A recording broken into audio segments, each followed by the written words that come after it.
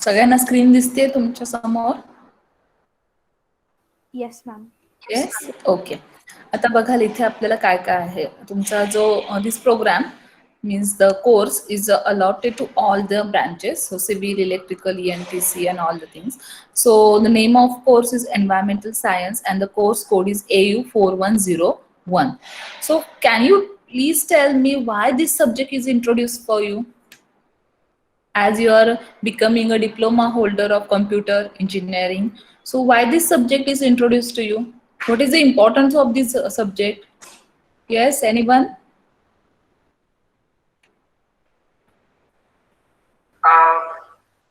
Hello ma'am. Yes. Ma'am, कम्प्युटरच्या क्षेत्रामध्ये आपण प्रत्येक म्हणजे जे की इलेक्ट्रॉनिक्सचे जे सगळे गॅजेट्स वगैरे जे इन्स्ट्रुमेंट यूज करतो, तर त्याच्याने आपल्या इन्व्हायरमेंटला काय हानी होते, म्हणजे की आपण प्रमाणात केलं पाहिजे, म्हणजे अति प्रमाणात नाही केलं पाहिजे, की म्हणजे त्याचा यूज व्यवस्थित केला पाहिजे.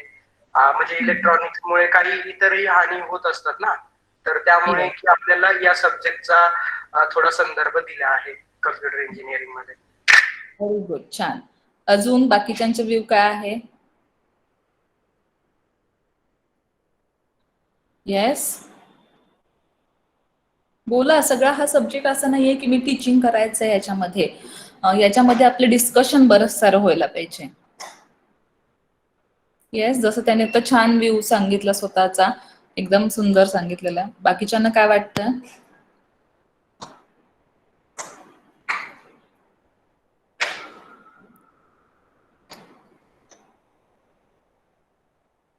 का हा फक्त सब्जेक्ट कंपल्सरी आहे म्हणून आपलं ठेवलेलं आहे असं आहे का?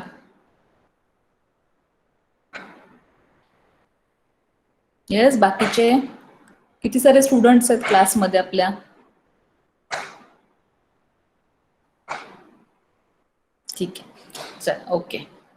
सो आता बघा याच्यामध्ये this is for a practical session, म्हणजे ह्याचे फक्त प्रॅक्टिकल्स राहतील, थेरी असं ऍज इट इज नसते. सो प्रॅक्टिकल्स मध्ये तुम्हाला जे अलॉटेड क्रेडिट्स आहेत which is for 2 and practicals for 50 marks means this total course is for 50 marks which is a term work. Not a theory practicals, means theory exam or practical exam was conducted for this course, but only the term work was submitted by you and that was assessed by me, and that marks, as per that assessment, as per your submission, the mark was given out of 50. सो याला कुठेही theory exam नसणार आहे, practical exam नसणार आहे. सो ह्याच्यामध्ये काही assignment आपण देणार आहोत. ते असाइनमेंट तुम्ही मला प्रॉपर टाइम मध्ये सबमिट करायचे आणि त्या असाइनमेंट वरती तुम्हाला मार्क्स असणार आहे. सो ते जे मार्क्स असणार ते 50 मार्क पैकी असणार आहे. फक्त लक्षात ठेवायचं की हा जो कोर्स आहे हा कोर्स सगळ्यांसाठी कंपल्सरी कोर्स आहे. हा कोर्स केल्याशिवाय म्हणजे तुमचा AU4101 या सब्जेक्ट पास झाल्याशिवाय तुम्हाला हायर सब्जेक्ट मिळत नाही. सो इम्पॉर्टंट पण आहे आणि इम्पॉर्टन्स का आहे हे पण लक्षात घ्या की नॉट ओनली मार्क्सच्या दृष्टीने किंवा सिनियर हायर लेवलचे आपल्याला सब्जेक्ट मिळायचे त्याच्यापेक्षा इम्पॉर्टंट का असेल हा subject. So as you are becoming a diploma holder of computer engineering, after that you will definitely complete your BE, or you will go to do some your own business, or you will join a good company after that some time. So while doing your business or while preparing something new, the back of the mind is environment. You have to think about that. If I prepare one kind of battery, or if I prepare one kind of computer part, and if it is thrown in the environment, which kind of pollution, which kind of bad effect was created by that part.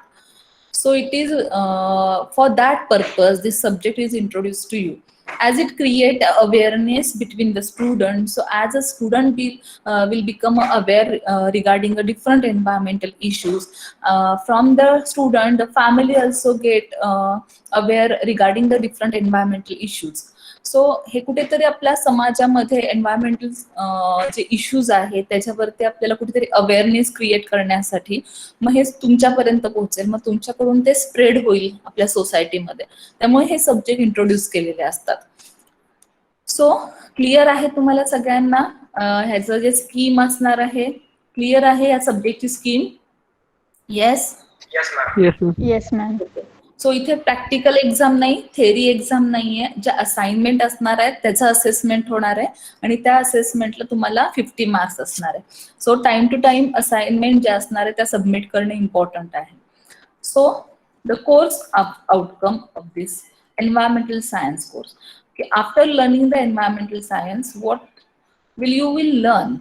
So it create awareness for conservation of a natural sources and preserving the environment, perform or contribute in a sustainable development, undertake preventive measures to control different pollutions, differentiate between conventional and non-conventional energy sources, identify the role of SPCB and CPCB and EPA in environmental protection. हे आपल्याला सगळं बघायचं आहे. सो हा जो course आहे actually ह्याच्यामध्ये different टाईपच्या assignment आहेत. काही ज्या असाइनमेंट असतात which is related to visits असतात. For example the first one is a visit to कचरा depot, dumping yard and write a report. So you have to after visiting the kachra depot you will get to know how the different type of garbages are there, how can we solve that problem. So the first one is a visit to kachra depot, second one is identify the environmental issues and group discussion on the efforts made to increase public awareness and prepare a report. So you have to identify one environmental issue, anyone. आपण एक short videos बघणार आहोत सगळ्याचे, and create public awareness. किंवा आपण त्याच्यामध्ये आता थोडंसं हे ग्रुप डिस्कशन वगैरे आता आपलं होऊ शकत नाही, किंवा कचरा डेपोचं आपलं व्हिजिट होऊ शकत नाही. म्हणजे आपल्याला आता पॉसिबल आहे या पॅन्डेमिकच्या सिच्युएशन मध्ये त्याच गोष्टी आता आपण या सब्जेक्टमध्ये इंट्रोड्यूस करू. Next one is a assignment or a report on a ecosystem and its components. So याच्यामध्ये तुम्हाला you have to write down one assignment or report on an ecosystem and its different component. Next one is an expert lecture on a role of NGOs and government in conserving environment and write a report on it. So जेव्हा तुम्ही जर समजा pandemic situation नसती इथे असता तर मी तुमच्यासाठी एक सुंदर गेस्ट लेक्चर ऑर्गनाईज केलं असतं. त्यामध्ये मागच्या वेळेला एक स्टुडंट जे होते आमचे त्यांच्यासाठी एक छान लेक्चर ऑर्गनाईज झालेलं होतं. पण आता पॉसिबल असेल तर आपण ऑर्गनाईज ऑनलाईन पण करू शकतो. बघूयात. Then visit to a local area, environmental assets such as a river, forest, grassland, hill, mountains and write a report on it. So इथे तुम्हाला परत अगेन विजिट आहे. Then next one activity best out of waste. ही activity सगळ्याच मुलांना फार आवडते, पण आता सध्या आपल्याकडे सबमिशन नाही का आपण करू शकत. म्हणजे तुम्ही मला ते सबमिट नाही करता येणार आहे म्हणून ही ऍक्टिव्हिटी आपण स्किप करतोय. बघू आपण ह्याच्या अगेन्स्ट दुसरी ऍक्टिव्हिटी देतो. Next, video demonstration or expert lecture report on a climate change and a global warming. Next, 8.1, write a report on a e-waste. This is very important nowadays. E-waste. Next is a visit to nearby site using non-conventional energy source. Visit to near poly house and write a report. So इथे visit आहेत या दोन्ही. Next, individual presentation on environmental issues and his and her contribution toward the environment. हे actually खूप छान होतं आपलं presentation. Individuals तुम्ही इथे असता तर लॅबमध्ये प्रॉपर प्रेझेंटेशन मी घ्यायचे मुलांचे. Next, write an assignment on a greenhouse effect, carbon footprint, carbon trading. याच्यावरती आपल्याला असाइनमेंट असणार आहे. जी करंट सिच्युएशन आहे याच्यामध्ये मेडिकल वेस्ट आहे किंवा रेग्युलरलाच आपल्या इंडियामध्ये तो खूप मेडिकल वेस्ट कसे पण फेकले जातात. सो त्याचे कुठेतरी आपल्याला डिस्पोजल इम्पॉर्टंट आहे. So assignment on a disposal of a medical waste. Next, identify the issue related to the program in the institute and write the report. And the last one is a write an assignment on role of Ministry of Environment and a forest organization structure and a Central Pollution Control Board and a State Pollution Control Board hey J different acts आहेत environmental protection acts तर ते acts आपल्याला बघायचे. सो आता आपल्याकडे time कमी आहे तुमच्यासाठी नियरली 3 वीक्सच आहेत सबमिशनला. सगळे आपल्याला शिकवायचं पण आहे आणि त्यात सबमिशन पण आहे. त्यामुळे मी थोडेसे हे जे सगळ्या गोष्टी आहेत त्या शॉर्ट केलेल्या आहेत. आपण मी तुम्हाला मगाशी गुगल क्लासरूमला लिस्ट ऑफ असाइनमेंट म्हणून सबमिट केलेलं होतं. चेक केलं का तुम्ही? Yes ma'am. ओके, सो एकदा बघून घेऊया की काय एक्सपेक्ट असणार आहे तुम्हाला. एक्सपेक्टेड असणारे हे 7 जे असाइनमेंट आहेत त्या कम्प्लीट करा सध्या आणि त्याच्यावरच मी तुम्हाला असेसमेंट त्याचं कम्प्लीट करेन.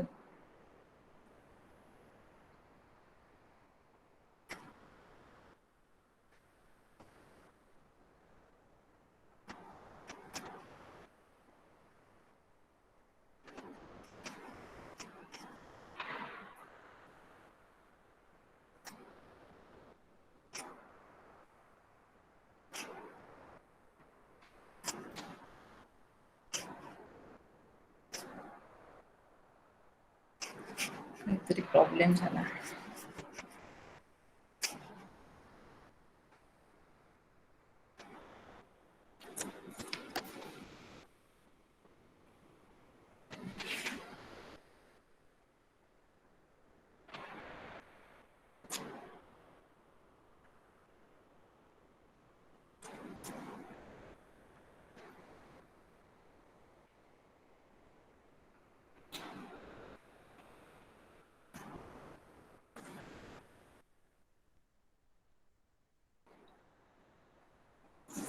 सो इथे मी तुम्हाला थोडंसं एक म्हणजे जे मटेरियल आहे 10 एक्सपेरिमेंटचं ते इन्स्टेड ऑफ दॅट जस्ट मी तुमच्याकडून एक्सपेक्ट करते की तुम्ही 6 एक्सपेरिमेंट म्हणजे 6 असाइनमेंट कम्प्लीट केल्या तरी सफिशियंट आहे. The first one is identify the environmental issues and a group discussion on the efforts made to increase public awareness and prepare a report. Second one, assignment or a report on an ecosystem and its components. Third one, write a report on a e-waste. Fourth one, write an assignment on a greenhouse effect, carbon footprint, carbon trading. And the fifth one is an assignment on disposal of medical waste. And sixth one is identify the issue related to program in the institute and write the report. So एवढ्या 6 assignment जरी तुम्ही केल्या तरीही sufficient आहे. करू शकाल? Yes ma'am. Okay, yes ma'am. Journal pages available आहेत? Yes, journal pages available आहेत सगळ्यांकडे? No ma'am. ओके, ठीक आहे. नसेल तरी प्रॉब्लेम नाही. ज्यांच्याकडे अवेलेबल असतील त्यांनी जर्नल पेजेस वरती एक असाइनमेंट लिहायची याची. त्यानंतर ज्यांच्याकडे नसेल अवेलेबल त्यांनी नोटबुक वरती लिहिली तरी चालेल. आणि सबमिट करताना मला एकच PDF सबमिट करायचा. फक्त त्या PDF सबमिट करताना ईच पेज वरती तुमचा एनरोलमेंट नंबर लिहायचा आहे. ओके, PDF बनवायच्या आधीच तुम्ही काय करणार आहात तर ईच पेज जे असणार आहे राईटअपचं त्याच्यावरती तुमचा एनरोलमेंट नंबर असायला पाहिजे. कारण काय होईल मग फक्त PDF एकाने पाठवलं दुसऱ्याने पाठवलं तर सिमिलर PDF आले तरी काय असं होऊ शकतं. म्हणून प्रत्येकाने लिहिताना तुमचा एनरोलमेंट नंबर ईच पेज वरती ते कम्प्लीट लिहायचं आहे. PDFला तुमचं एनरोलमेंट नंबर PDFचं नेम जे असणार आहे ते एनरोलमेंट नंबर तुमचं करूनच मला सबमिशन द्यायचं आहे. बरं, आपल्याला टर्म एंडिंग जे असणार आहे, टर्म एंड आहे आपलं 25 तारीख आहे. माहिती आहे सगळ्यांना? Yes ma'am.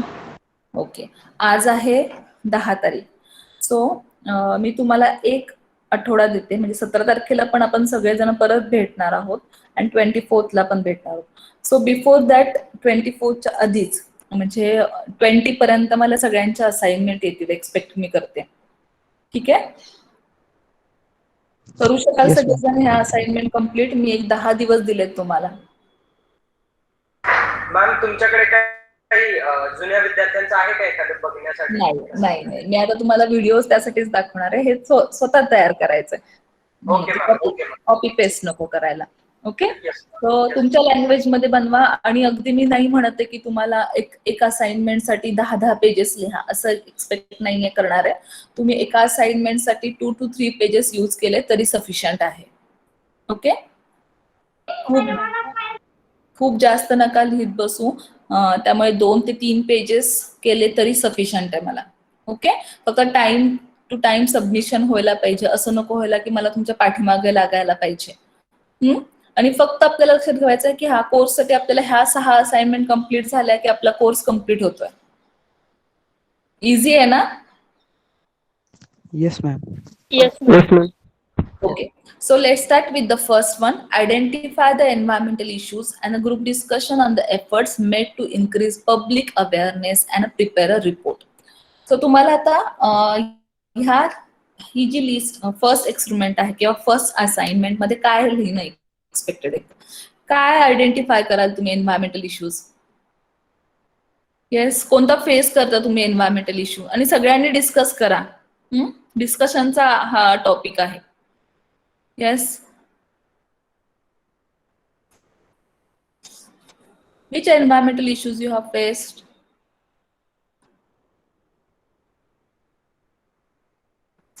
Yes. कोणते कोणते एन्व्हायरमेंटल इश्यू सध्या आपल्या समोर आहेत? Air, water, land, Yes. global warming, Global warming, very good. sound अजून? Soil pollution, erosion. Soil erosion, very good. अजून?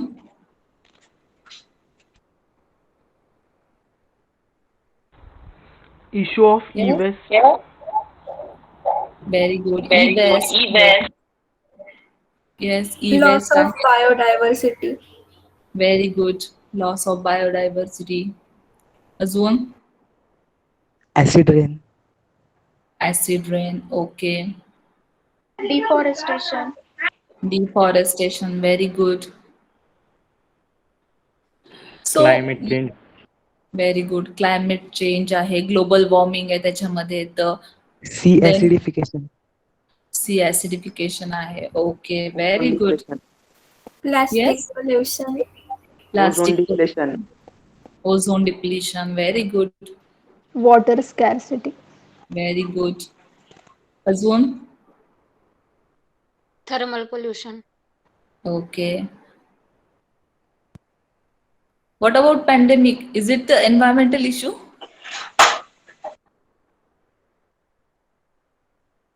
ओके, सो बऱ्याच सारे ओव्हर पॉप्युलेशन आता एकाने टाकलेला आहे मेसेज. Okay, very good. हा पण एक होतो. सो आपल्याकडे आता बरेच सारे एन्व्हायरमेंटल इश्यूज तुम्ही सांगितलेले आहेत. अँड ज्यांनी मला वेगवेगळे इश्यू सांगितले त्यांनी वेगवेगळे इश्यूज घ्या. त्याच्यावरती आपल्याला राईटअप तयार करायचंय. राईटअप तयार करताना एक नोटबुक घेऊन बसले तुम्ही सगळेजण? yes, ma'am. हा, सो राईटअप तयार करताना मला सांगायचं की what environmental issues you have identify. त्यानंतर त्याचे कॉजेस आपल्याला लिहायचेत. त्यानंतर त्याचे इफेक्ट्स लिहायचेत. आणि हाऊ can you control that effect. Okay, so effect, causes, त्यानंतर इफेक्ट लिहायचेत. म्हणजे त्याच्या म्हणजे फॉर एक्झाम्पल वॉटर पोल्युशन आहे. सो वॉटर पोल्युशनचे कॉजेस काय काय आहेत ते आपण आयडेंटिफाय करू शकतो. की identify the different causes of water pollution. Second one, we can identify the effects of water pollution. And third one, how can we control this water pollution, for example. So 3 point मध्ये तुम्हाला हा report लिहायचा आहे. Causes of that environmental issue. Second one, the different effect of that environmental issue. And third one is control. How can you control that issue? Okay, so one video is for the environmental issue. How many issues we have to take? You have to take only one. Okay, ma'am. Okay, प्रत्येकाने एकच issue घ्यायचा आणि त्याच्यावरती एक बनवायचा आहे. Okay, जर तुम्हाला वाटत असेल की तुमच्याकडे टाइम आहे तर तुम्ही यू कॅन यूज एनी, म्हणजे एनी नंबर. ओके, पण ऍटलिस्ट एका इश्यूवरती मला इन डिटेलमध्ये पाहिजे. ओके. Okay, ma'am. हा.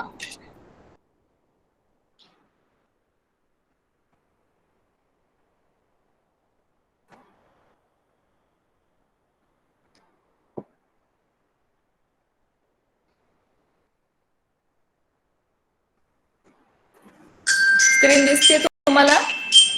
Yes, ma'am. Yes, ma'am.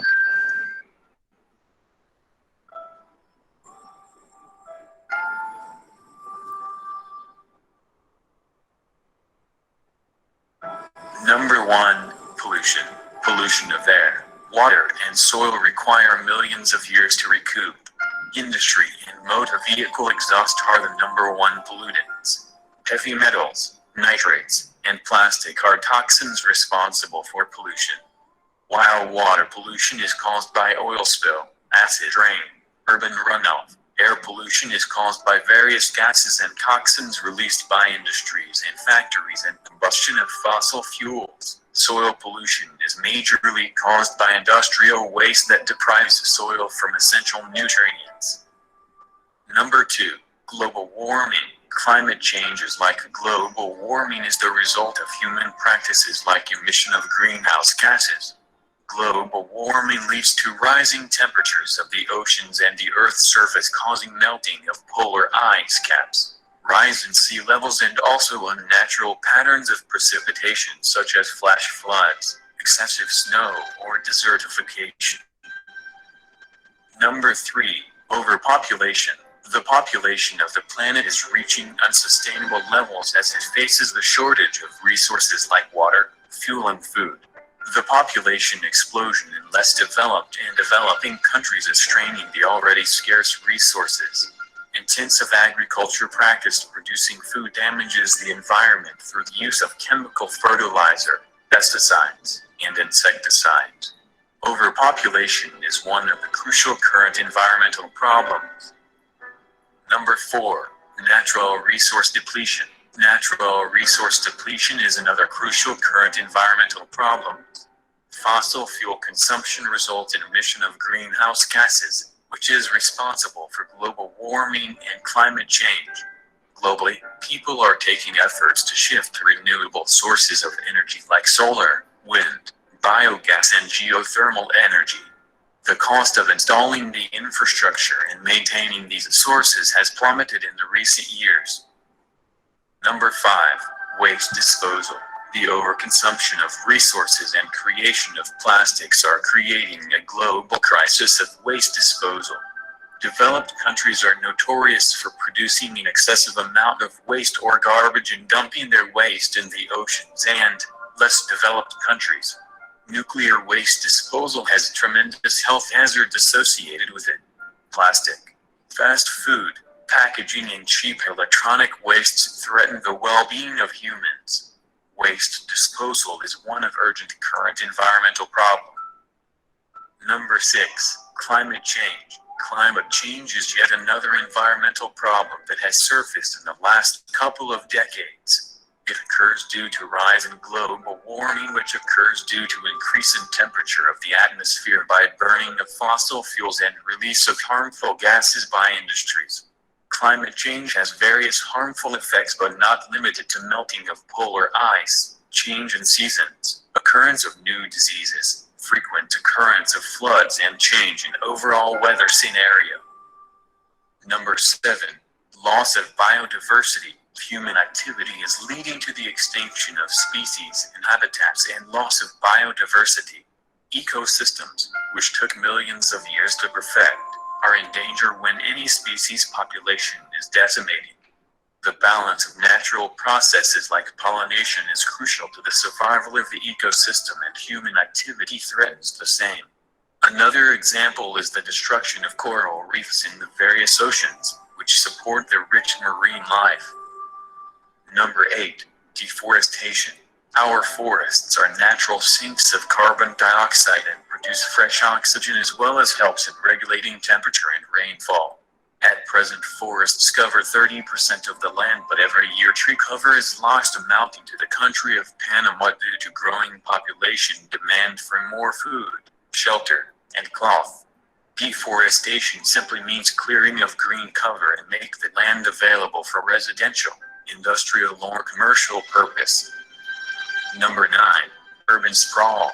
Urban sprawl refers to the migration of population from high-density urban areas to low-density rural areas, which results in spreading of the city over more and more rural land. Urban sprawl results in land degradation, increased traffic, environmental issues, and health issues. The ever-growing demand of land displaces natural environment consisting of flora and fauna instead of being replaced. Number 10. Ozone layer depletion. The ozone layer is an invisible layer of protection around the planet that protects us from the sun's harmful rays. Depletion of the crucial ozone layer of the atmosphere is attributed to pollution caused by chlorine and bromide found in chlorofluorocarbons, CFCs. Once these toxic gases reach the upper atmosphere, they cause a hole in the ozone layer, the biggest of which is above the Antarctic. The CFCs are banned in many industries and consumer products. The ozone layer is valuable because it prevents harmful UV radiation from reaching the Earth. This is one of the most important current environmental problems.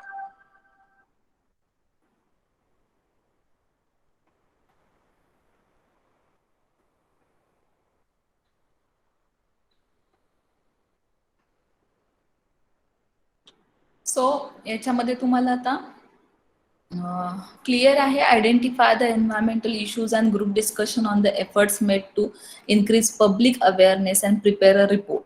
He first assignment सगळ्यांना लिहिता येईल? Yes ma'am. Yes ma'am. कोणाला काही doubt आहे? No, ma'am. Okay. Now, the second one is an assignment report on an ecosystem and its component. Can you explain me what is the meaning of an ecosystem? School मध्ये झालेलं आहे ना तुम्हाला? Yes?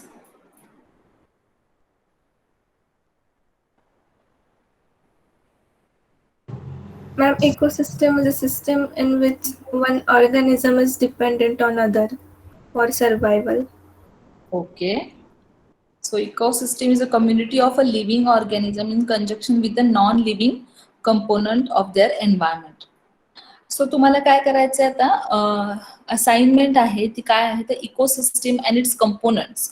सो ecosystem definition लिहा, थोडीफार ecosystem explain करा and write down the different components which is involved in the ecosystem.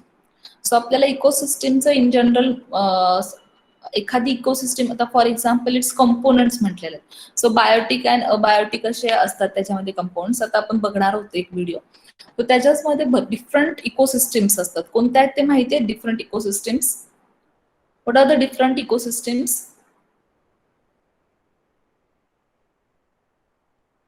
Yes. Terrestrial and aquatic. Very good. Terrestrial, aquatic. So याच्यामध्ये कोणती पण एक इकोसिस्टीम घ्या आणि ती इकोसिस्टीम आपण एक्सप्लेन केली तरी चालेल त्याच्यामध्ये. ओके. सो एक आपण बघूयात video which is related to ecosystem and its component.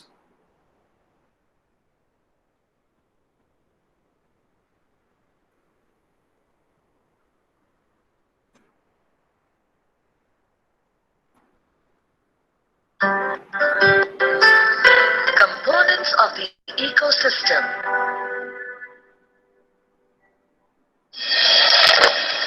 All organisms interact with each other and no biotic community can live in isolation.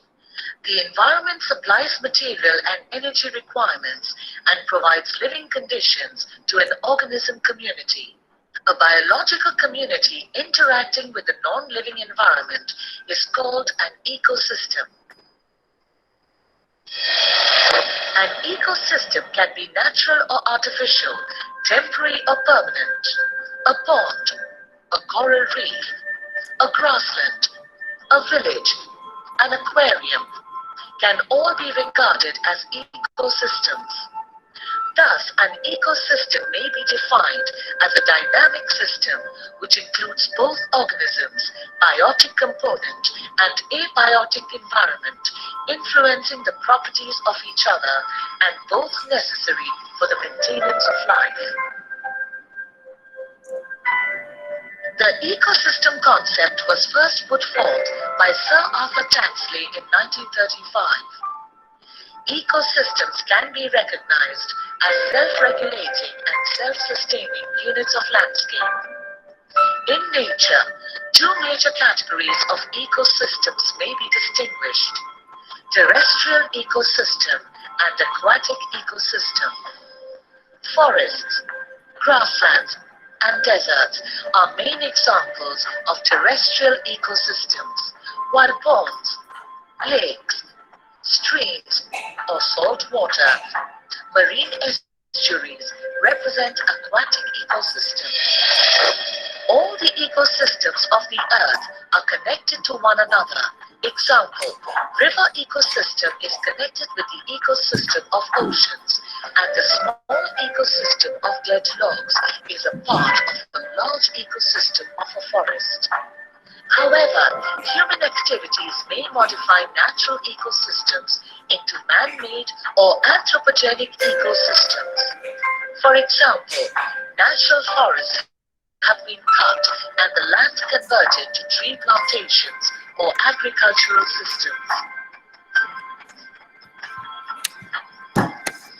The living organisms, that is, biotic components,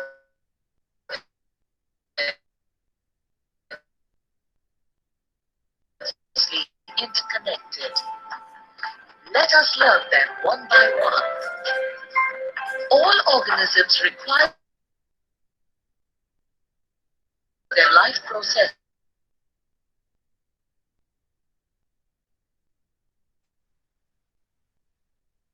this energy is produced through the process of photosynthesis carried on by the cells. Producers a variety of photosynthetic bacteria, chemosynthetic bacteria, and photosynthetic protozoans also produce organic substances in terrestrial and aquatic habitats in very small amounts. In terrestrial ecosystems, the autotrophs are usually rooted plants. In aquatic ecosystems, floating plants called phytoplanktons are the major autotrophs. The dominant producers of shallow water are called macrophytes, which are generally rooted plants.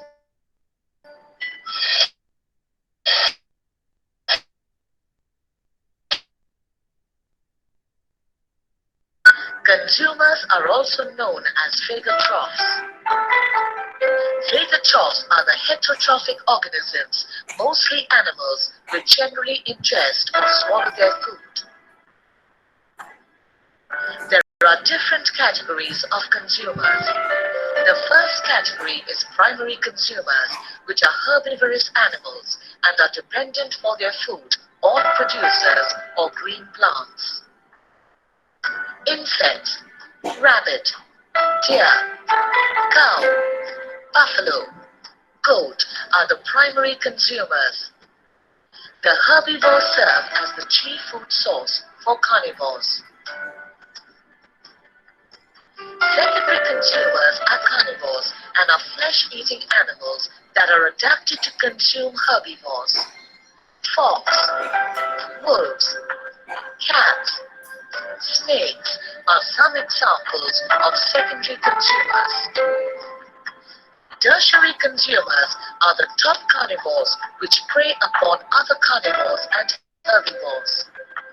Lion, tiger, hawk, vulture, etc. are known as tertiary consumers. Besides different categories of consumers, the parasites, scavengers, and saprobes are also included among consumers. The parasites parasites utilize the living tissues of different plants and animals as their food, while the scavengers and saprobes utilize dead remains of animals and plants as their food. Fungi and some bacteria, which are incapable of producing their food, live on dead and decaying plants or animal parts and are consumers of a special kind called decomposers or saprotrophs. Saprotrophs simplify step by step the organic constituents of each dead body. The extracellular digestion of the dead remains leads to the release of simpler inorganic substances which are then used as food. Apart from the biotic community, the ecosystem also constitutes of the abiotic or the non-living components. Among the abiotic factors, the most important are climatic and edaphic factors. The climatic factors consist of temperature, humidity, rain and snowfall, and the edaphic factors comprise the soil and substratum. Let's take a look on these abiotic factors. A certain temperature is essential for all the vital functions and the growth of the living organisms. All living organisms can survive only in a narrow range of temperature which allows their metabolism. For instance, plants normally prefer a temperature varying from 20 degrees Celsius to 40 degrees Celsius. However, many living organisms develop physiological and behavioral adaptations to withstand extremes of temperature. For example, the polar bear can live in very cold regions and hibernates during winter. Some birds and mammals migrate to warmer places in winter to avoid extreme cold.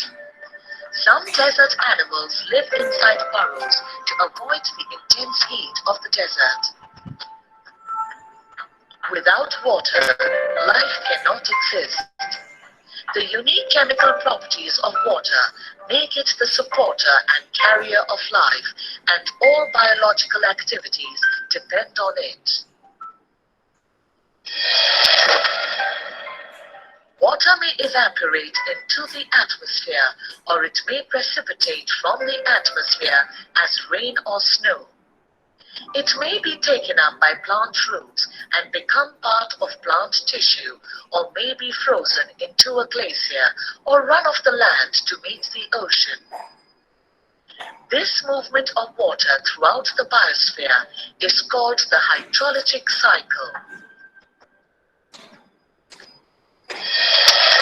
Plants in relation to the factor of water are divided into three groups: hydrophytes, mesophytes, and xerophytes. Hydrophytes are adapted to extremely wet situations. The leaves of such plants are fine and thin and possess little cutin. Mesophytes are plants adapted to inhabit regions with a moderate water supply. Example: cultivated crops, garden vegetables, trees, ferns and mosses. Xerophytes are plants adapted to inhabit in arid or semi-arid regions such as cactus, yucca, etc. Whether an animal lives in the water or on land, the water balance in its body must be maintained. The amphibians and earthworms always live in a moist environment. Most animals obtain water by drinking. Many animals get most of the water they need from their food. The animals which cannot actively swim live under stones or in burrows and crevices to avoid the strong water currents. The plants found in fast-flowing water possess finely divided or thin ribbon-shaped leaves. Sea anemones and limpets living in the intertidal zone of sea have sessile habit, whereas Maries and some tube worms live in the burrows in soil. The seaweeds such as fucus, laminaria, macrocystis, and nereocystis are found in attached condition to face the waves and water currents. The humidity of the atmosphere directly regulates the rate of transpiration and perspiration from the plants and animals respectively. Various plants and animals develop several adaptations to face dry conditions. Light is also an essential abiotic factor for photosynthetic organisms for the preparation of food on which the whole living world depends. The reproductive cycle of many species of plants is affected by the duration of light or length of day. The response of plants to day length is called photoperiodism. Photoreceptors for light are found in various animal groups. These photoreceptors, such as the pigment spots of many invertebrates, play a prominent role in the procurement of food, the avoidance of enemies, and the recognition of mates during the breeding season. Animals such as true frogs and chameleons have the ability to change their color. They do so by photic stimulation through the eyes. Relative lengths of day and night make an important factor in periodical animal migration. Some animals, such as the deer, mate in autumn when the days are short. Some animals are active only at dawn. Others are active through the morning hours, while some are active only during the brightest hours of the day. At night, diurnal forms withdraw from the scene and nocturnal animals become active. Many nocturnal animals have eyes, specialized for nocturnal vision, droop at night. Another abiotic factor, that is air gusts or wind, affects the plants in several ways. It enhances transpiration. Some plants can resist the action of wind far better than others. Coconut palms can withstand wind well because their leaves are cut into narrow segments with stout midrib. Where the wind gusts are quite strong, only the plants with tough roots and stems can survive. Wind is useful in disseminating seeds and fruits. The living organisms require an optimal pH range for their survival. Certain plants and animals thrive best in acidic conditions. Others prefer neutral or alkaline conditions. pH of the soil and water is responsible to a great extent for the distribution of organisms.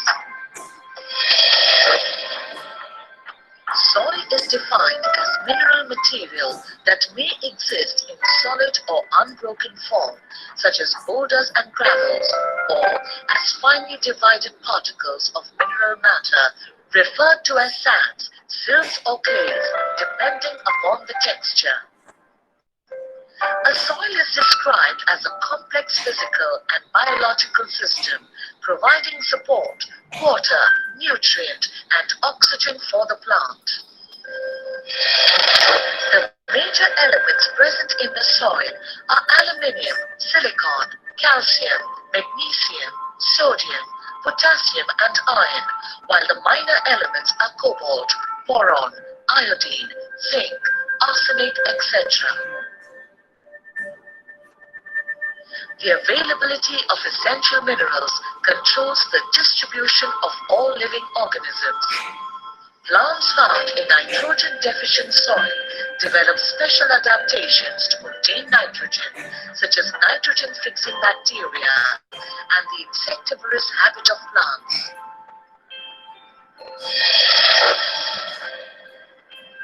The salinity of soil or water has great influence on the distribution of organisms. Special salt secreting glands develop in plants and animals to eliminate excessive salt. Animals living in the estuaries near the seashore have special physiological adaptations for facing fluctuations in salinity accompanying tidal rhythms. The pneumatophores and viviparine are special adaptations in the mangrove vegetation. The topography of an area is represented by physical features such as hills, plains, or slopes. It influences distribution of organisms in a direct way. For example, the center and edge of a pond, top side or underside of a rock or boulder are generally occupied by different species of organisms. Sometimes the topography indirectly affects the factors such as wind, water current, and light. The background of the habitat is responsible for the distribution of animals by enabling them to paint against the color, pattern, and general texture. For example, desert animals like lion and the camel are sand-colored. The jellyfish and sea cucumbers are glossy in appearance, while the chameleon changes its color according to its background. To conclude, we can say that an ecosystem is incomplete in the absence of either of its two interdependent components, biotic as well as abiotic, that comprise of all living as well as non-living forms on the planet.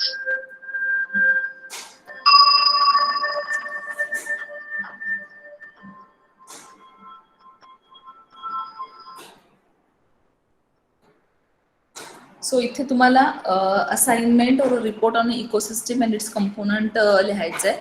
सो याच्यामध्ये तुम्ही एखादी diagram draw करू शकता explain करण्यासाठी. You can use different colours to show to make the assignment more attractive. तुम्हाला जेवढा time मिळेल जसं करता येईल त्यानुसार करा. तुम्ही एखादी डायग्राम छानपैकी तुम्ही काढू शकता. भरपूर सारं मटेरियल नेटवरती अवेलेबल आहे. सो तुम्ही त्या मटेरियल यूज करून 2 ते 3 पेजेस रायटिंग केलं तरी चालेल. करू शकाल सगळेजण assignment ecosystem? Yes ma'am. Ma'am कुठल्या पण एका इकोसिस्टम वरती लिहायचे का? हा चालेल. कोणते पण एक इकोसिस्टम म्हणजे फर्स्ट ऑफ ऑल जनरल लिहा. त्याच्यामध्ये write down definition of ecosystem, then components of ecosystem म्हणा, आणि त्यानंतर डिफरंट इकोसिस्टम कोणत्या कोणत्या तुम्हाला माहिती आहेत त्या लिहा आणि explain any one. Okay okay ma'am. Short मध्ये लिहायचं, 2 to 3 पेजेस मध्ये लिहायचं. एखादी डायग्राम जर त्याच्यामध्ये तुम्ही ड्रॉ करू शकले तर छान वाटेल अजून ते. किंवा सायकल्स असतात काही, तर त्या सायकल्स तुम्ही तिथे ड्रॉ केल्या किंवा लिहिल्या तरी पण ते छान वाटतं. ओके, नेक्स्ट आहे write a report on a ecosystem. Sorry, ecosystem झाल्यानंतर आहे तुम्हाला e waste. So write a report on a e waste. ह्याच्यामध्ये description e waste and its type, states its impact, hazards on environment, state importance of e-waste disposal and disposal method, comments on how ecosystem is handled globally, and the 5th one is description of how India handle e-waste. So हे सगळे points तुमचे त्या report मध्ये येणार आहेत. सो e-waste मुळे काय होत असेल? First of all describing e-waste and it's type. Can you explain me what is the meaning?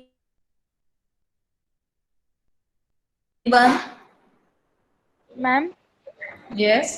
Ma'am, e-waste means electronic waste and destroyed electronic device and broken devices are included in e-waste. Okay, very good. So the electronic material or waste electronic material, you can say that the e-waste. And there is a different types of e-waste, means some computer parts are there, then mobiles, phones are there. So these create a number of e-waste. So जर तुम्ही आता स्वतःच्या घरामध्ये जर बघितलं तर आपल्या घरामध्ये जे जुने खराब झालेले मोबाईल्स आहेत, नक्कीच प्रत्येकाच्या घरामध्ये 1 ते 2 मोबाईल असणारच आहेत.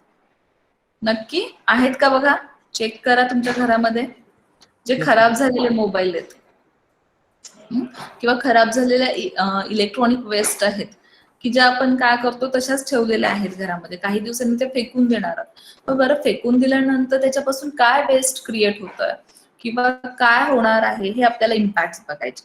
Second one, state it's impact hazards on environment. Yes, can you explain me what type of impacts on the environment which is created by e-waste? काय होत असेल ई-वेस्ट जर आपण एन्व्हायरमेंट मध्ये आहे तसं थ्रो केलं तर? येस मॅम, त्याचे जे टॉक्सिक कंपोनेंट्स असतात ना ते आपल्या ह्युमनच्या हेल्थ वरती परिणाम होऊ शकतो त्याचे इलेक्ट्रॉनिक. ओके, ह्युमन बिईंग वरती इफेक्ट होतोय. अजून बाकीचे मुलं शांत काय आहेत? तुमचं ऍक्टिव्ह पार्टिसिपेशन पाहिजे, याला पण मार्क्स आहेत. पार्टिसिपेशन इम्पॉर्टंट आहे प्रत्येक गोष्टीमध्ये. Yes, which impacts was created or the hazards on the environment by e-waste?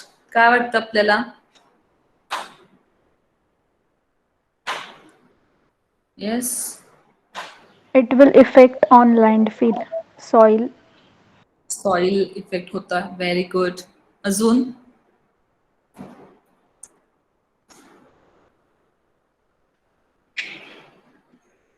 वॉटरमध्ये effect होईल, वॉटर मराईन लाईफ मध्ये, अक्वॅटिक लाईफ जे आहे त्याच्यावरती इफेक्ट होतो याचा. Yes, Yes, ma'am. ओके. सो तुम्हाला ह्याच्यामध्ये जे जे पॉइंट्स दिलेले आहेत त्या पॉइंट्स यूज करायचे आणि you have to write a report on a e waste. So जेणेकरून तुम्ही जेव्हा एखादा कम्प्युटर आपण आपला पार्ट खराब झालेला आहे, मोबाईल खराब झालेला आहे, जेव्हा आपण तो डायरेक्टली थ्रो करतो तेव्हा आपण तो विचार करू की हे मी बाहेर फेकल्यानंतर आहे तसं फेकल्यानंतर काय होऊ शकतं. मग ह्याने जर एवढं सारं एन्व्हायरमेंट इश्यूज क्रिएट होत असेल तर आपण त्याला काय करायला पाहिजे? How can be stop the e waste? How can be reuse that things? Okay, जेणेकरून आपण त्या रियूज कशा करू शकतो, रिसायकल करू शकतो का, ह्या गोष्टी पण इम्पॉर्टंट आहेत. म्हणजे जर जुना मोबाईल झालेला असेल तर त्याचे पार्ट्स आपण काही यूज करू शकतो का? एखादा जुना कम्प्युटर आहे किंवा एखादी इलेक्ट्रॉनिक थिंग्स एक गोष्ट आहे, एखादी मशीन आहे, त्या मशीनचा रियूज कुठे करता येऊ शकतो का, हे आपण विचार करायला पाहिजे. हे सगळं तुमचं त्याच्यामध्ये यायला पाहिजे. Comment on how e waste is handle globally and description of how India handle e waste. हे इम्पॉर्टंट आहे की आपल्याकडे इंडियामध्ये ई वेस्ट कसा हँडल केला जातो हे पण तुम्हाला लिहायचं आहे. आणि you can add some points like how can you think or what is your opinion, own opinion on the e waste. Okay, तुमचं स्वतःचं ओपिनियन पण लिहा त्याच्यामध्ये की तुम्हाला हे ई वेस्ट जर आपण त्याला रिसायकल करायचं असेल किंवा त्याचं पर्सेंटेज कमी करायचं असेल तर आपण काय करणार आहे ऍज अ सिटीजन, आपण काय करू शकतो याच्यामध्ये. आता बऱ्याचदा ई वेस्ट कलेक्ट करायला पण काही जे एनजीओज आहेत ते स्वतःचा एक असं प्रोग्राम ठेवतात की त्याच्यामध्ये ते ई वेस्ट कलेक्ट करतात. मग त्या ई वेस्ट पासून रिसायकलिंग वगैरे केलं जातं. कारण ई वेस्ट जेव्हा आपण डायरेक्टली फेकतो कचऱ्यामध्ये तेव्हा त्याच्यापासून होणारे इफेक्ट खूप जास्त आहेत. आपल्याला ते कळत नाहीत की असं वाटतं की थोडासाच इफेक्ट त्याच्यापासून होतो, पण त्याच्यापासून होणारे जे इफेक्ट्स आहेत किंवा त्याचे हजार्डस पॉइंट्स आहेत ते खूप जास्त आहेत. सो थोडासा एक छोटा व्हिडिओ आहे तो बघून घ्या ई वेस्ट वरती.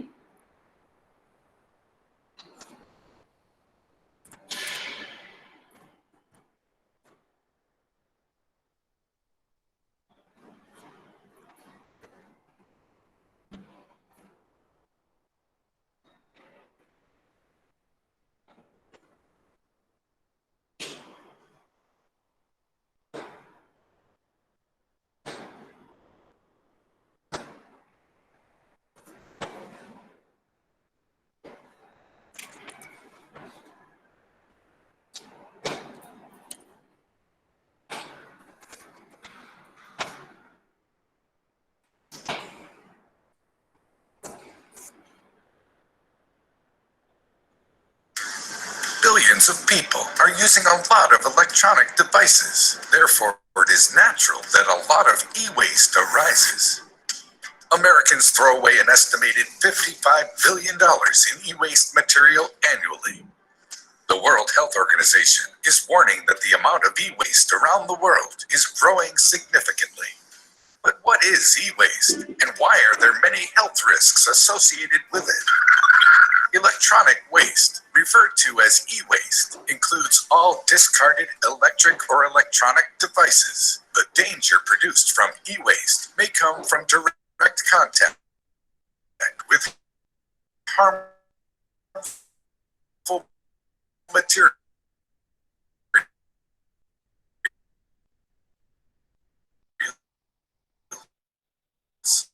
and heavy metals such as lead, cadmium, and chromium materials and their accumulation in soil, water, and food.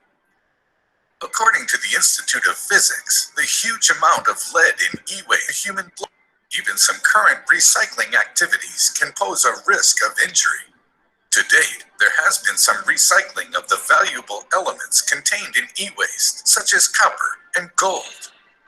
However, these are often extracted using fairly primitive methods, such as burning cables to remove the plastic and extract the copper.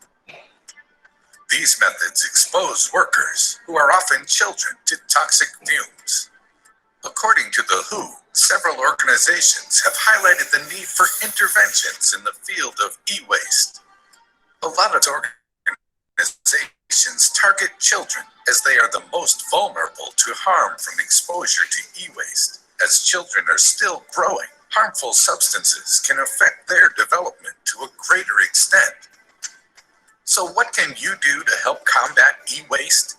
You can sell or donate old electronics. You can maintain electronics properly so they last longer. You can recycle and dispose of e-waste properly. Before buying a new electronic device, consider repurposing an old one. You can store data online to clear storage space and help your electronics last longer. You can buy Energy Star rated electronics. There is good reason to follow these few simple rules. By recycling 1 million cell phones, more than 35,000 pounds of copper, 33 pounds of palladium, 772 pounds of silver, and 75 pounds of gold can be recovered. That material is not only worth money, but recovery will also help to reduce the amount of mining necessary. But why is it so hard to follow these rules? Because nowadays electronics are made to be replaced. It's called planned obsolescence. Take, for example, how Apple's latest operating system made extensive use of haptic features that required an iPhone 6S and so forth. These kinds of features are very common in today. One has to wonder what happens to the old appliances. Can they be fully recycled now that parts of them are no longer needed? This situation is further worsened by the economics of gadgets. Very often it is cheaper to buy something new than to fix something old. And so we find ourselves with two unfortunate situations. The first is the dangerous increase in mining for procurement for the materials needed for production of gadgets. And the second is large amounts of electronics in landfills leaking toxicity. What is sad is that this waste could easily be reduced by reuse. Report of ENS Europe Agency, built-in obsolescence, has seen the share of large household appliances that had to be replaced within the first 5 years grow from 7% in 2004 to 13% in 2013. And companies are also to blame, as they increasingly end support for older models or the operating systems that run on them. E-waste is caused by the whole idea of pushing consumers to buy products quickly by making older ones obsolete, and it is causing havoc on our planet. It's a complicated issue that requires a complex solution.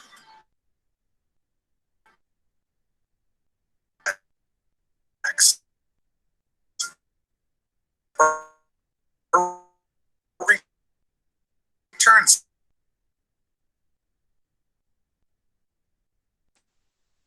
system be introductions that can be conceived if we just put our hearts into it. And for the sake of our environment, we should.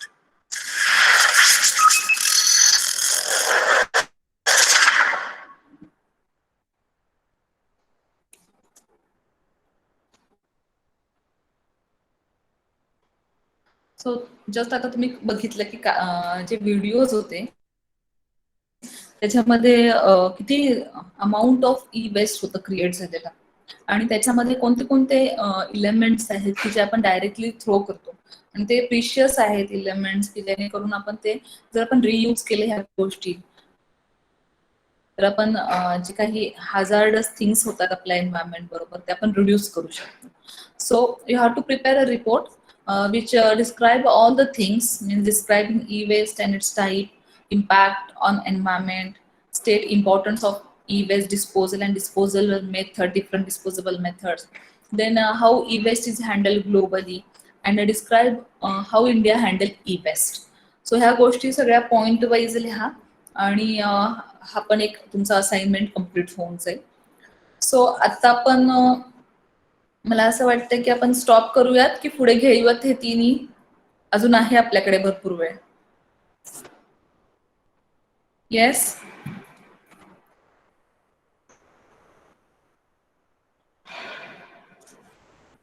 बोला.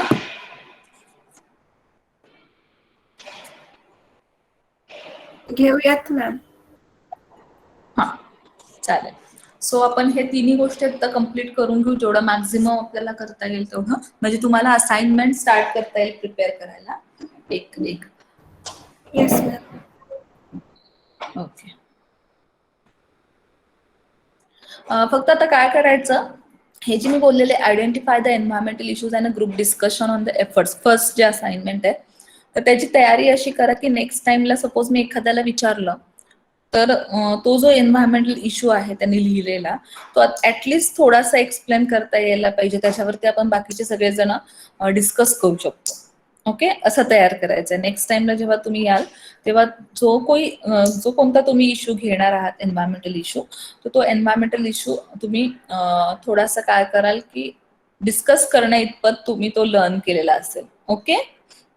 So next one, write an assignment on the greenhouse effect, carbon footprint and carbon trading.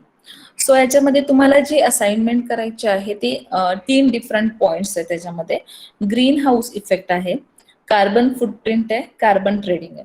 आता सध्या आपण हे मी select का केले ह्याचं reason दिलं की पॅन्डेमिकमुळे आपण भेटू नाही शकत किंवा तुम्ही इथे येऊ शकत नाही, त्यामुळे आपल्याला जे काही व्हिजिट्स आहेत आणि गेस्ट लेक्चर आहे ते स्किप करून जे काही पॉसिबल आहे घरून करणं तुम्हाला तर तेवढेच फक्त आपण देतो. सो याच्यामध्ये अजून एक असाइनमेंट आहे ती write an assignment on the greenhouse effect. So greenhouse इफेक्टचं 1 to 2 पेज करा, कार्बन फुटप्रिंटचं सिमिलरली तेवढंच 1 to 2 पेज केलं तरी चालेल आणि कार्बन ट्रेडिंगचं 1 to 2 पेज. म्हणजे हे टोटल असाइनमेंट तुमची नियरली 3 to 4 पेजेस पर्यंत गेली जाऊ शकते म्हणजे एक असाइनमेंट.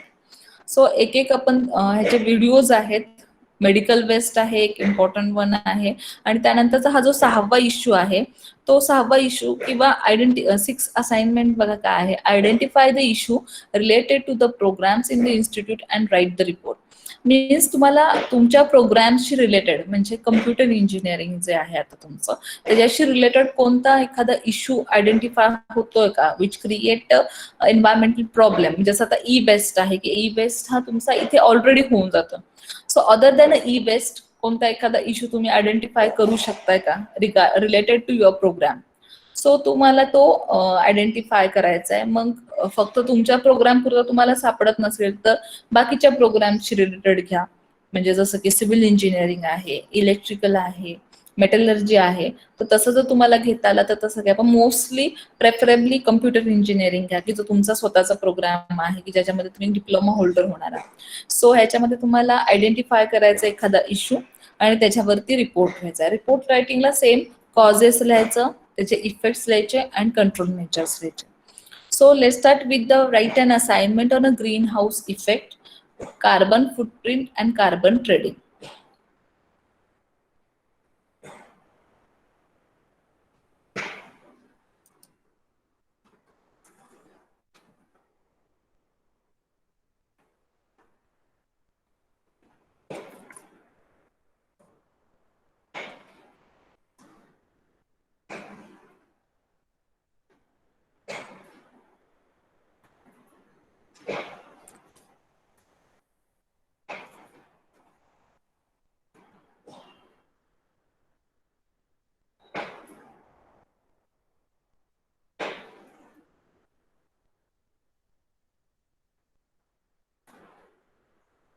तोपर्यंत तुम्ही कार्बन ट्रेडिंगचा बघून घ्याल.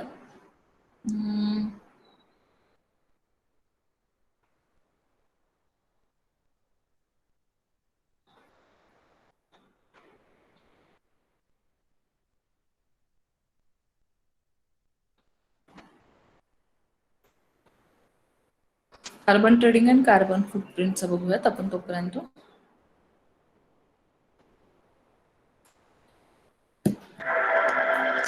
This is our world. According to leading scientists, greenhouse gases like carbon dioxide, methane, nitrous oxide, and chlorofluorocarbons are contributing to climate change. In the year 1997, representatives from more than 160 countries met in Kyoto, Japan, and committed to reduce their emissions of greenhouse gases. This is the Kyoto Protocol, and as of today, 184 countries have ratified it. For the developed world, there are many ways to achieve their targets of reduced emissions. One way is to partially pay for installations of technologies that lower greenhouse gas emissions in the developing countries. This is called the Clean Development Mechanism. For countries like India, China, and Brazil, it helps offset the costs of technologies and measures that reduce greenhouse gas emissions. Consider a coal-based power company in a developing country as an example. Let's assume that for every kilowatt hour of power generated, 1 ton of carbon dioxide is released into the atmosphere. Now consider that the power company sets up a wind farm. If the next kilowatt hour of power is generated from wind instead of coal, carbon dioxide emissions are cut by 1 ton. Each ton of carbon dioxide reduced is worth 1 carbon credit. The power company can sell this carbon credit to a company in a country with emission targets who is releasing, say, 2 tons of carbon dioxide instead of 1. Without the sale of the carbon credit, it may not have been possible for the power company in India to finance the wind farm. There are many other projects that are eligible for carbon credits. These projects too can sell the credits in advance and use the funds towards implementing the project. Or a purchaser could pay a fixed price for the carbon credits as they are generated each year, and this contract may make the project more attractive to debt and equity providers. If you're interested in utilizing carbon finance for a project, or partnering to finance a carbon credit project, or investing in carbon credits, reach out to Carbon Credit Capital.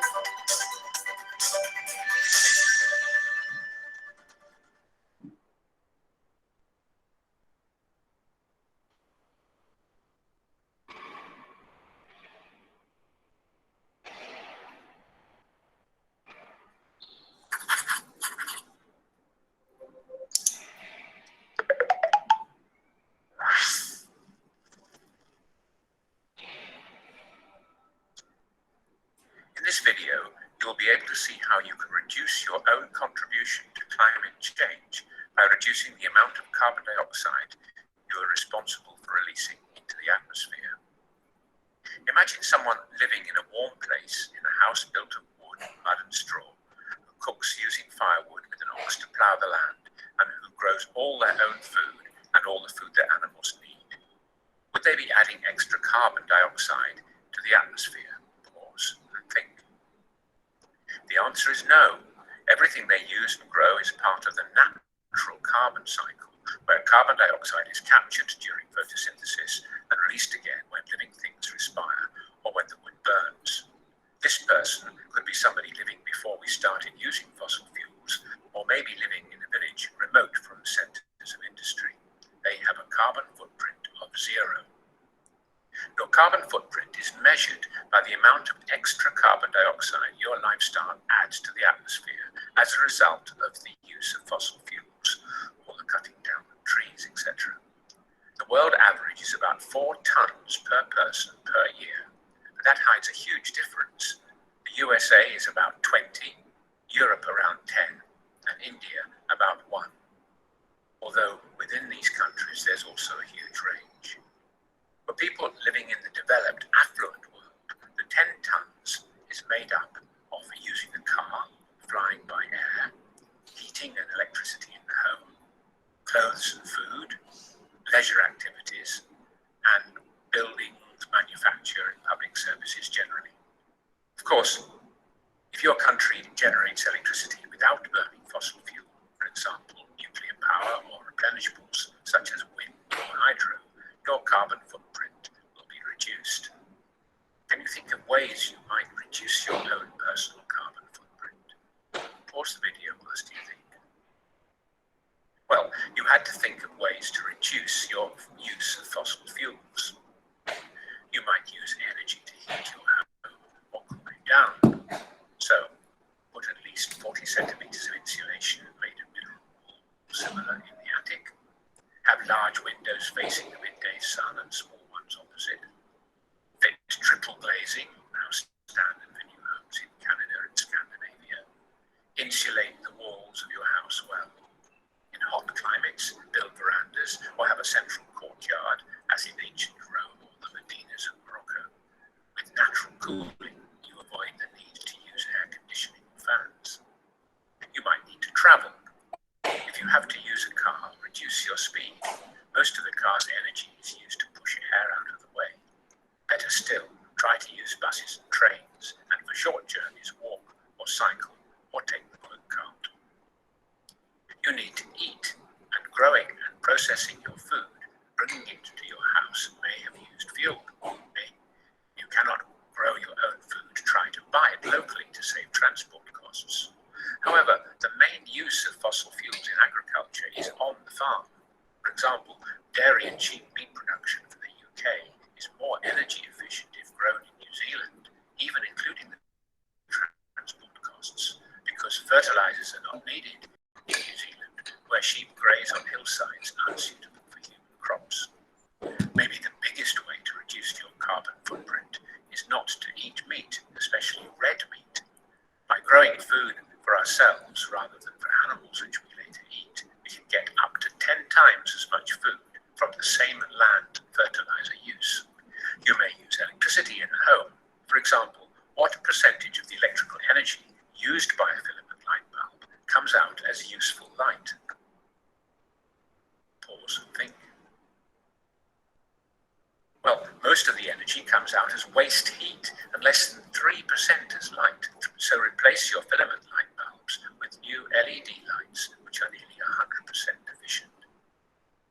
If you use a dishwasher or washing machine, make sure they are full and on low temperature setting and have a low water usage.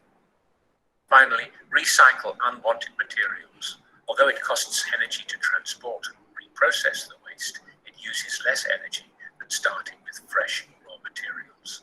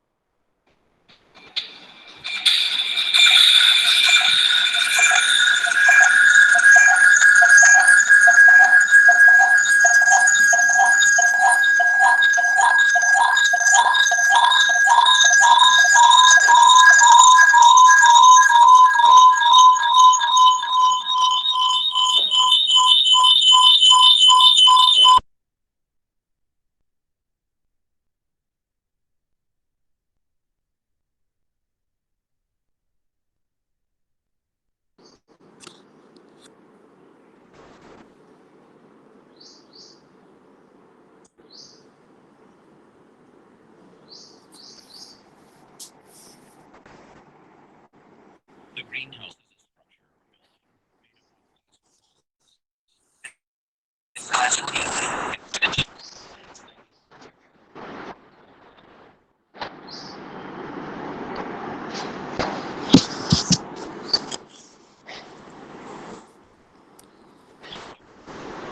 एकच minute.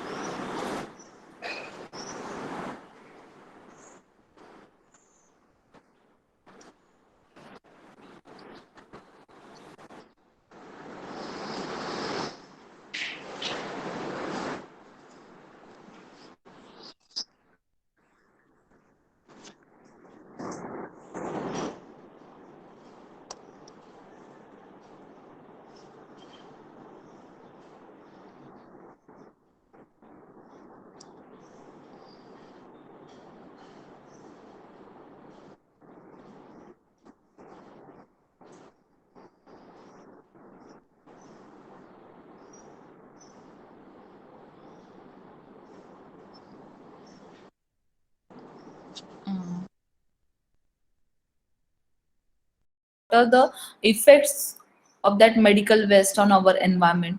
हे जे आपल्याला assignment आहे, identify the issue related to the program in the institute and write a report. Assignment on disposal of a medical waste. ही जी assignment आहे, wait, 5th number, assignment on disposal of medical waste. So या assignment मध्ये मला सांगाल की what is the meaning of a medical waste. Yes, कोणाला माहिती आहे मेडिकल वेस्ट म्हणजे काय? The yes, waste generated from hospitals. Very good. The waste generated from the hospitals. मग मे बी ते सिरिंज आहे, कॉटन आहे, निडल्स आहेत, देन ह्युमन पार्ट्स आहेत, ब्लड आहे, बॉडी पार्ट्स असतात. हे सगळे काय करतात, जर सपोज आपण मेडिकल वेस्ट डायरेक्टली थ्रो केलं एन्व्हायरमेंट मध्ये तर काय होऊ शकतं? Yes, what happen if we directly throw the waste from the hospitals, that is a medical waste, in the environment? काय होईल समजा आपण पाण्यामध्ये फेकून दिले ह्या गोष्टी. काही ठिकाणी असे केलं जातं की ते डायरेक्टली पाण्यामध्ये थ्रो केलं तर काय होईल याच्यामुळे? It will affect Yes. our health. Okay, जे डिसीजेस आहेत ते डिसीजेस स्प्रेड होतील. ओके, कंटॅमिनेशन होईल वॉटरचं. त्याचबरोबर ती आपली म्हणजे soil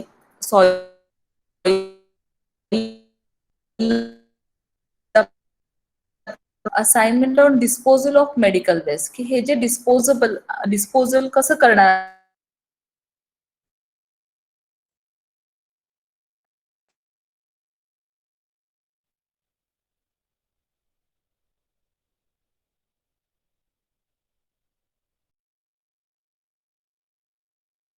Hello, ma'am. Method that is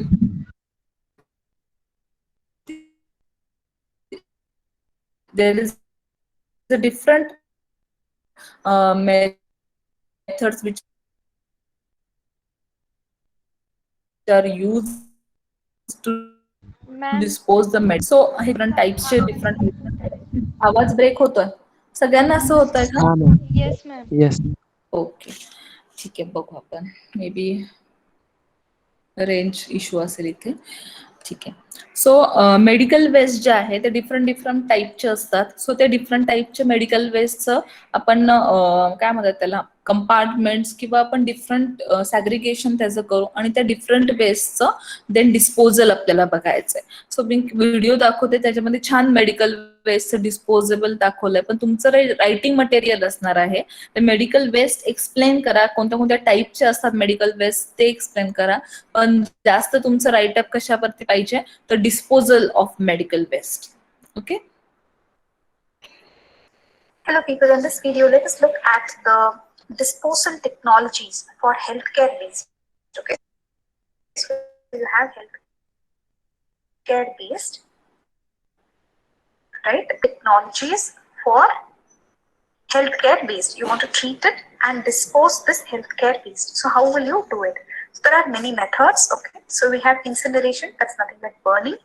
Chemical disinfection, where you will add some chemicals, and wet and dry thermal treatment. So something like this, you will shred it and you will treat it thermally. Either you will give wet heat or dry heat. Then you have microwave irradiation. Here you can see microwave irradiation you can do, or you can do land disposal of waste, which is easy but really bad, right?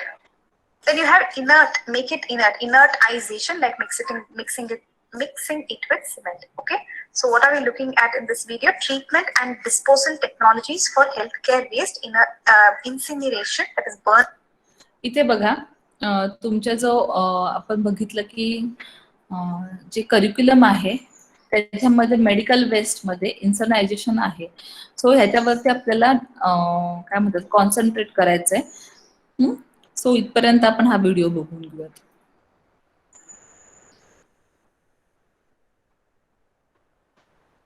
Burn it at some 1000 degrees centigrade. Just burn it and or mix chemicals and disinfect them. And what is this? Wet and dry thermal treatment, microwave irradiation, land disposal, inertization. Okay, so we'll have to look at each of these in detail. So first of all, where are we? We are in hospital waste management. We have seen that there are many types of hospital waste. We saw that first of all, we will do waste segregation. The yellow non-chlorinated bags will get anatomical waste, blood, body fluids, blood bag, antibiotics, all medicines, chemical wastes, beds, right? So we have put everything in yellow. We have put a yellow bed here, right? So all these things will go into yellow dustbin. What will go into red? Plastics. All plastics will go into red, right? And all sharps will go into puncture-proof container, and all glass and metal will go into the blue cardboard box. So let us just look at what happens to each of these. The yellow, what is done to the yellow? It is incinerated, that it is burnt, okay? Plasma pyrolysis, burial. So that is what is done with yellow. What happens to everything other than yellow? No, they're talking about autoclaving. So for the red, for the plastics that you want to recycle, right? So autoclave. See, for only for yellow it is incineration. For everything else, they're talking about autoclaving. Okay. In overall, you should remember. So red will be autoclaving. Then after autoclaving, you will try to recycle the plastic. Then it comes to white, again autoclave. Then you will try to shred it, and then it will go into a pit. This is a puncture. All these sharps will go into a pit. Okay. Then what about blue? Blue is glass and metallic, so you want to recycle. So again, you will autoclave and recycle. Red also autoclave, recycle. Blue also autoclave, recycle, because you are recycling. This one, what about this sharps? Sharps you autoclave it, put it in, shred it, put it in pit. Only the yellow, they're talking about incinerate, plasma pyrolysis, deep burial, and chemically treat some things like chemical liquid waste. They want to do some pre-treatment, etc. So many ways of treatment and disposal, right, of healthcare waste. So each of these we'll have to look into details. What is incineration? What is chemical disinfection? What is wet and dry thermal treatment? What is microwave irradiation? What is land disposal? What is inertization? Okay, so quickly we'll look off once, then again we'll look in detail. What is incineration? Incineration means high temperature, around 1000 degrees. They'll just burn everything. They'll get ash. All this heat and steam, they can use it to generate electricity, etc. Okay, and this is the process of incineration. We'll come to it. Incineration, what type of waste will you incinerate? There are some rules for it, right? How much of non-combustible, how much of combustible, how much moisture content should be there. That is the type of waste you incinerate. Remember, yellow goes to incineration. Waste that should not be incinerated, we will come to that. So types of incinerators, we have double chamber, single chamber, rotary, kilns, okay? We'll have to look at the details of this. Then what do you do with the ash that comes out of the incineration? So we're done with incineration. Next, what is it? It's going to be chemical disinfection. Chemical disinfection means you will add to blood, urine, stools, hospital sewage. You will add some chemicals like probably sodium hypochlorite, etc. It's more like a disinfection. Wet and dry thermal treatment. So here everything is shred, isn't it? Shred, and then you treat it with what? Thermal treatment. So just remember, it is thermal treatment. It's thermal treatment. So here you can give wet. Wet. So that means wet heat means what? Similar to autoclave, steam disinfection. Then you have dry. Dry means what they will do? They will have this screw feed technology. They're going to shred it in this rotating auger. They will shred it and they will dry thermal disinfection. We have to come to the details of each of these. Microwave irradiation. So basically you will use microwave. This is radiation, irradiation. It is some gigahertz, 2.5 gigahertz frequency. You can use that as microwave to disinfect.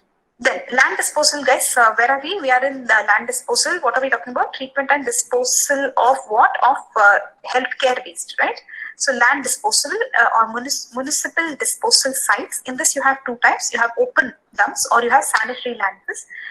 Open dumps is very bad because it can come in contact with the animals, humans, etc. Sanitary landfills are better where there is isolation of this place, right? A geological isolation will be there. Then it's a lot of engineering they will put into it, and they will control it, organize it, etc. So that is a sanitary landfill. Okay, we have to come to the advantages and disadvantages of this again. Then inertization, we told you about that cement and they will try to mix it and they will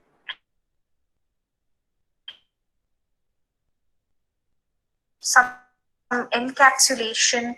Then there is a lot of legislation for waste disposal practices. You have Ministry of Health, Ministry of Environment, etc. And according to UNCED, that is United Nations Conference on the Environment and Development, you should try to reduce the production of waste, okay? And you should try to reuse, recycle. You should treat it by safe methods and dispose of final residue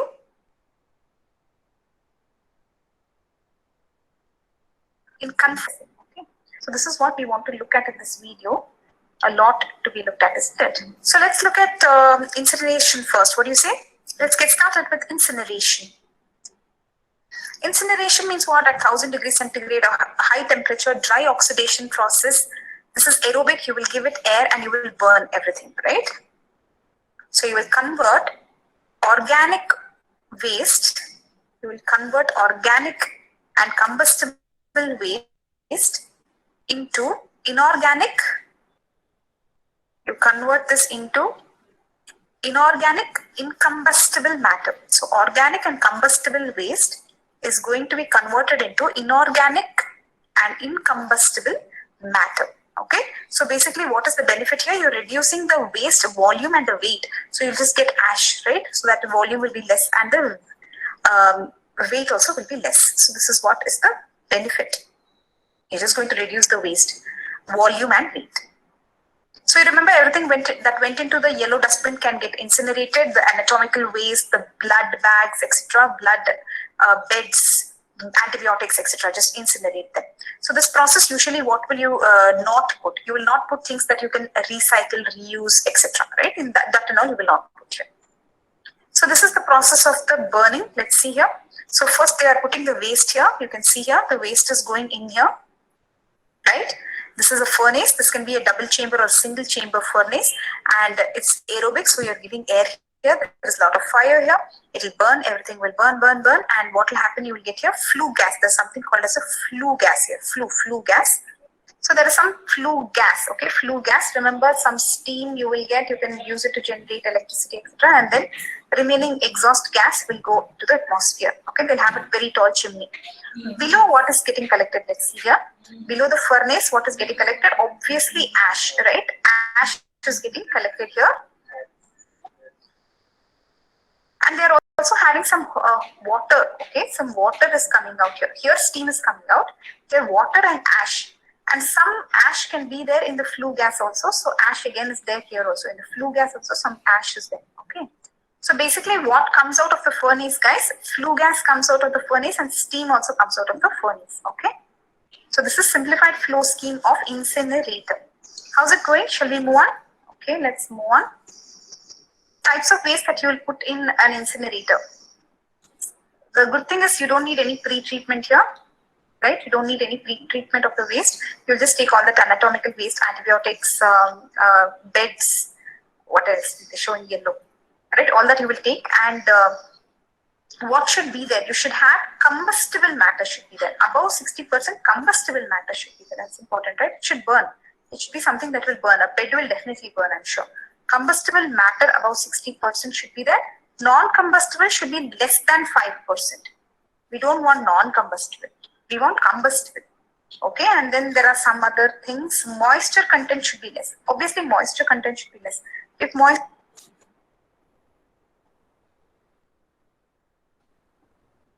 content is more, what will happen? It will not burn, isn't it? Then what is this? Low heating volume. Okay, for double chamber incinerators 3500 kilocal per kg, and for single chamber 2000 kilocal. Just remember low heating volume. What do they mean by fines? Any idea?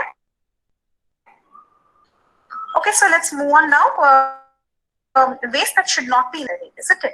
And pressurized gas containers. Would you put them in the fire? No, not at all. You will not put them. Large amount of reactive chemical waste. Will you put some reactive chemicals? No, you will not try to burn them. Silver salts, photographic or radiographic. Will you try to burn radiographic waste? Halogenated. You will not burn plastics. Obviously, you want to recycled, right? You will not put plastics, you don't want to burn plastics. Then mercury, cadmium, you will not put all this. All these will produce dangerous gases, isn't it?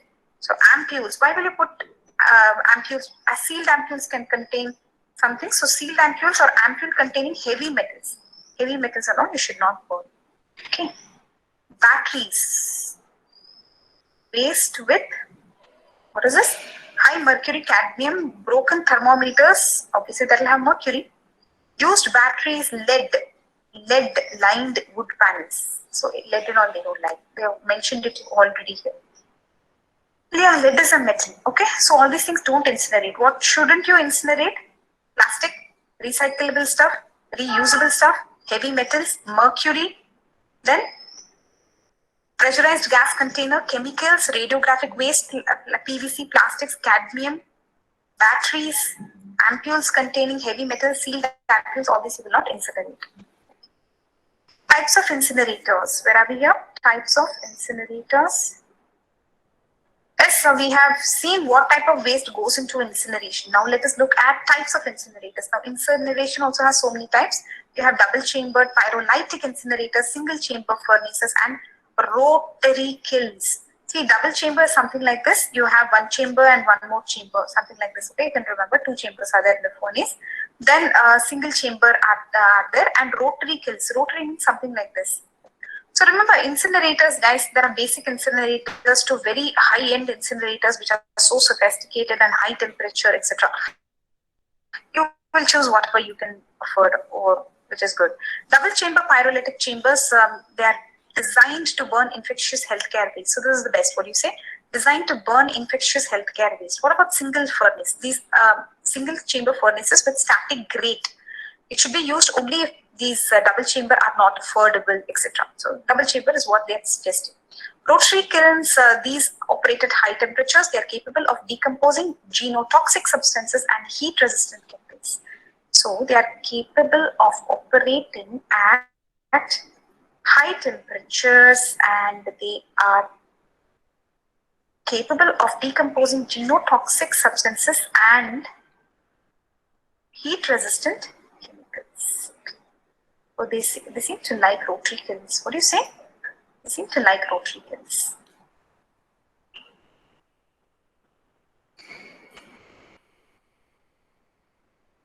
Okay, so let's move on then.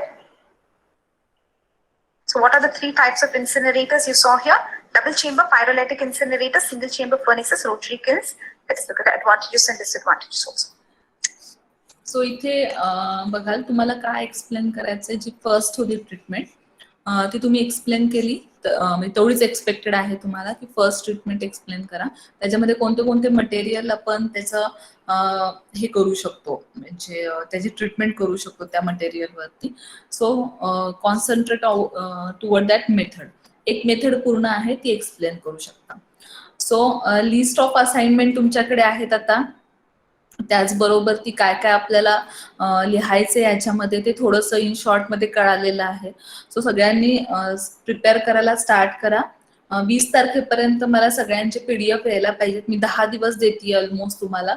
ज्यांचं prepare होईल त्याने मला submit केलं तरी चालेल. Google क्लासरूमला submit करायचंय. त्याच्याच बरोबर ती जे रायटिंग हवंय ते एकदम म्हणजे खराब करायचं नाहीये, कसं पण लिहायचं असं नाहीये. त्याला मार्क्स असणार आहे. ईच अँड ईच पेज मी बघणार आहे तुमचं. त्यामुळे रायटिंग छान करा आणि 2 ते 3 पेजेस मध्ये एक असाइनमेंट कंप्लीट केली तरी चालेल. ओके, आता आपण सगळेजण भेटू नेक्स्ट वीक मध्ये. तेव्हा तुम्ही जे ग्रुप डिस्कशनचे जे पॉइंट्स आहेत, म्हणजे एन्व्हायरमेंटल इश्यूज जे आहेत ते रेडी ठेवायचे तुमचे. त्याच्यावरती आपण डिस्कशन घेणार आहोत. ओके, कोणाला काही डाऊट आहे? No, ma'am. Okay, so we'll stop now. We'll continue in the next lecture. Thank you, ma'am. Okay. Thank you, Thank you, ma'am. ma'am. Thank you, ma'am. Thank you, ma'am.